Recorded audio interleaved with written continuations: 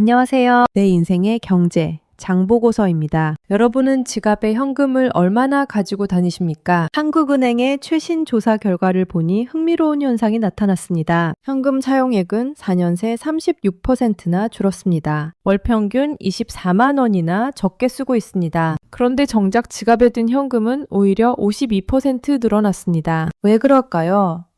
이건 단순한 모순이 아닙니다. 우리 안에 있는 불안의 크기입니다. 여러분은 2022년 10월 15일을 기억하십니까? 경기도 판교 SK CNC 데이터 센터에서 화재가 발생했습니다. 불길이 잡히는데 8시간이 걸렸고 카카오톡은 127시간 동안 멈췄습니다. 택시를 못 불렀습니다. 친구와 연락이 끊겼습니다. 결제가 안 됐습니다. 단 하루 만에 우리는 뼈저리게 깨달았습니다. 디지털 시스템이 멈추면 우리는 아무것도 할 수 없는 존재가 된다는 사실을요. 그런데 지금 우리가 가야 할 길이라며 제시되는 미래가 있습니다. 바로 현금 없는 사회입니다. 카드와 페이만으로 모든 걸 해결하는 세상. 편리하죠. 깔끔하죠.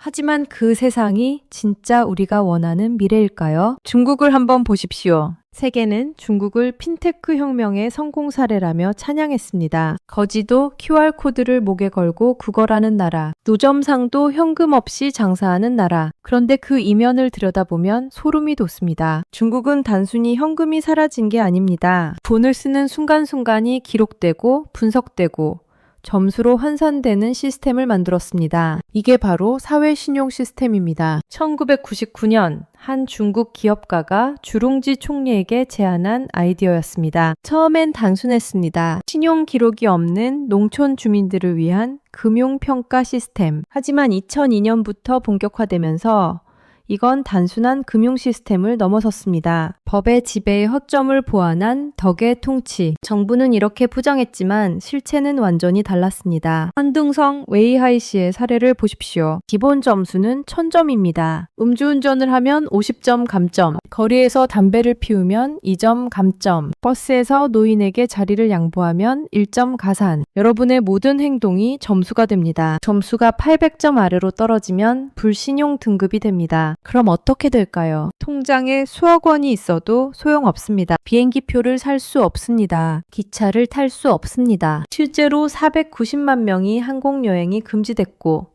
165만 명이 기차 탑승이 금지됐습니다. 자녀를 좋은 학교에 보낼 수도 없습니다. 시스템이 당신을 사회적으로 매장하는 겁니다. 디지털 가택연금입니다. 더 무서운 건 당신의 점수가 주변 사람들에게까지 영향을 준다는 겁니다. SNS에서 점수가 낮은 사람과 친구로 연결되어 있으면 당신의 점수도 깎입니다. 그러니 사람들은 체제의 비판적인 친구들을 자연스럽게 멀리하게 됩니다. 친구를 골라야 하는 세상입니다. 숙청도 없고 비밀 경찰도 없습니다. 시스템이 알아서 반대 목소리를 무관심 속으로 몰아넣습니다. 그런데 중국은 여기서 멈추지 않았습니다. 2026년 1월 1일부터 디지털 위안화는 새로운 단계로 진입합니다. 이제 디지털 위안화 지갑에 이자를 지급합니다. 예금처럼요.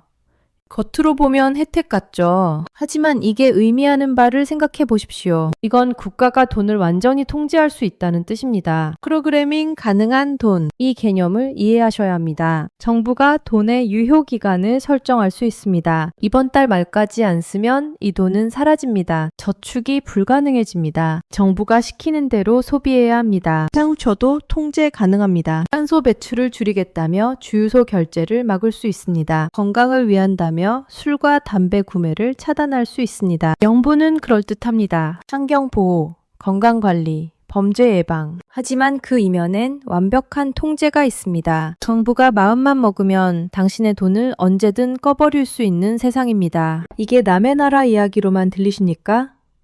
한국은 전 세계에서 현금 사용률이 가장 낮은 나라 중 하나입니다. 월 평균 지출에서 현금이 차지하는 비중이 17%입니다. 10년 전만 해도 39%였는데 절반 이하로 떨어졌습니다. 기업은 더 심합니다. 전체 지출의 1.9%만 현금으로 씁니다. 한국은행은 이미 예금 토큰이라는 이름으로 디지털 화폐 도입을 연구하고 있습니다. 프로젝트 한강이라는 이름으로 시범 사업을 진행 중입니다. 한은은 디지털 화폐에 프로그래밍 기능이 있다고 공개적으로 밝혔습니다. 자동화가 가능하다고요. 우리는 너무 순진합니다. 죄 지은 게 없으니 감시당해도 상관없다고 말합니다. 하지만 이건 범죄의 문제가 아닙니다. 자유의 문제입니다. 시스템을 장악한 권력이 마음만 먹으면 언제든 당신의 생명줄을 끊을 수 있는 사회. 그게 디지털 화폐만으로 운영되는 세상입니다. 캐나다에서 실제로 일어난 일입니다. 2022년 트럭 운전사들이 백신 의무화에 반대하는 시위를 벌였습니다. 정부는 시위 참가자들과 시위를 후원한 사람들의 은행 계좌를 동결했습니다. 현금 없는 사회에서 계좌 동결은 곧 경제적 사형 선고입니다. 밥을 못 먹습니다. 기름을 못 넣습니다. 아무것도 할 수 없습니다. 스웨덴은 세계에서 현금 없는 사회에 가장 가까이 간 나라였습니다. 그런데 최근 정책을 바꿨습니다. 국민들에게 비상용 현금을 비축하라고 권고했습니다. 왜일까요?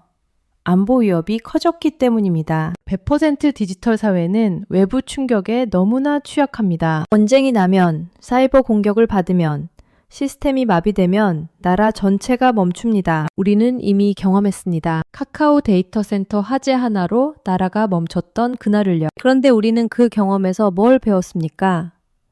개인들이 예비용 현금을 52%나 늘린 겁니다. 기업들도 현금 보유액을 108% 늘렸습니다. 사람들의 본능이 말하고 있습니다. 디지털만으로는 불안하다고요. 한국은행 조사에서 현금 없는 사회에 대해 물었습니다. 찬성이 18%, 반대가 46%였습니다. 반대 이유 1위가 뭐였을까요?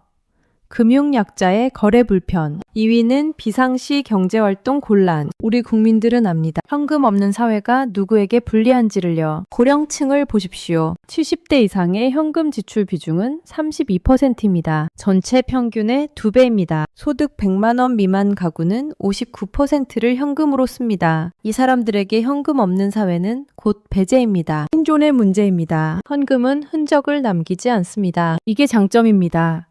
누가 언제 어디서 무엇을 샀는지 아무도 모릅니다. 하지만 디지털 결제는 다릅니다. 당신의 모든 소비가 기록됩니다. 분석됩니다.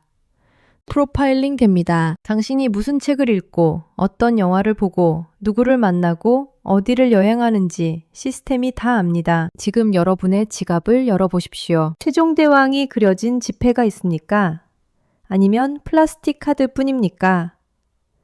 저는 여러분께 제안합니다. 의도적으로 현금을 쓰십시오. 재래시장에서 지폐를 건네십시오. 빵집에서 동전을 주고받으십시오. 이건 단순한 결제가 아닙니다. 이건 저항입니다. 나는 시스템에 완전히 종속되지 않겠다는 무언의 투표입니다. 편리함의 대가로 자유를 포기하지 않겠다는 선언입니다. 중국이 보여주는 미래는 명확합니다. 알리바바와 텐센트가 수집한 결제 데이터가 정부로 넘어갑니다. 정부는 그 데이터로 국민을 통제합니다. 천안문 광장 사진을 올리면 점수가 깎입니다. 경제 뉴스를 긍정적으로 공유하면 점수가 오릅니다. 돈이 사상 검열 도구가 되는 겁니다. 중국은 디지털 위안화를 위안화 국제화의 도구로 키우고 있습니다. 중국 인민은행 등 5개국 기구가 참여한 다자간 CBDC 플랫폼에서는 디지털 위안화가 95%를 차지합니다. 하지만 그 본질은 통제입니다. 거래하는 모든 사람을 추적할 수 있는 시스템입니다. 우리는 선택의 기로에 서 있습니다. 편리함과 자유 사이에서요. 카카오 사태 때 우리가 느낀 그 무력감을 기억하십시오. 시스템 하나가 멈췄을 뿐인데 나라 전체가 마비됐던 그날을요. 그런데 우리는 그 시스템에 더 깊이 의존하려 하고 있습니다. 현금은 자유의 마스터 보루입니다. 아무도 모르게 기부할 수 있는 자유. 정부의 눈치 보지 않고 소비할 수 있는 자유. 시스템이 당신을 차단해도 살아남을 수 있는 자유. 그 자유를 우리가 스스로 포기하고 있습니다. 한국은행 조사에서 사람들이 말했습니다. 경제 불확실성이 커지면 현금을 더 보유하겠다고요. 우리의 본능이 알고 있습니다. 디지털만으로는 안전하지 않다고요. 그런데 정책은 반대 방향으로 가고 있습니다. 당신의 지갑 속 현금은 단순한 종이가 아닙니다. 그건 당신이 아직 자유롭다는 증거입니다. 시스템이 당신을 완전히 장악하지 못했다는 증거입니다. 그 증거를 지키십시오. 우리가 침묵하면 우리 아이들은 어떻게 될까요? 현금이라는 단어조차 모른 채 프로그래밍된 돈으로 사육당하는 세대가 됩니다. 정부가 허락한 만큼만 쓸 수 있는 돈, 정부가 지정한 곳에서만 쓸 수 있는 돈, 그게 우리 아이들이 살아갈 세상입니다. 이건 음모론이 아닙니다. 중국에서 이미 일어나고 있는 현실입니다. 14억 인구가 점수로 관리되는 사회, 돈으로 사상을 통제하는 사회, 그 사회가 성공 모델로 제시되고 있습니다. 여러분은 편리함을 위해 어디까지 포기할 준비가 되어 있습니까? 당신의 지갑 속에 아직 자유가 남아 있습니까? 그 자유를 지키는 것은 거창한 저항이 아닙니다. 오늘 점심을 현금으로 사는 것부터 시작됩니다. 지금까지 장보고서였습니다. 내용이 유익하셨다면 구독, 좋아요, 알림 설정은 큰 힘이 됩니다. 감사합니다.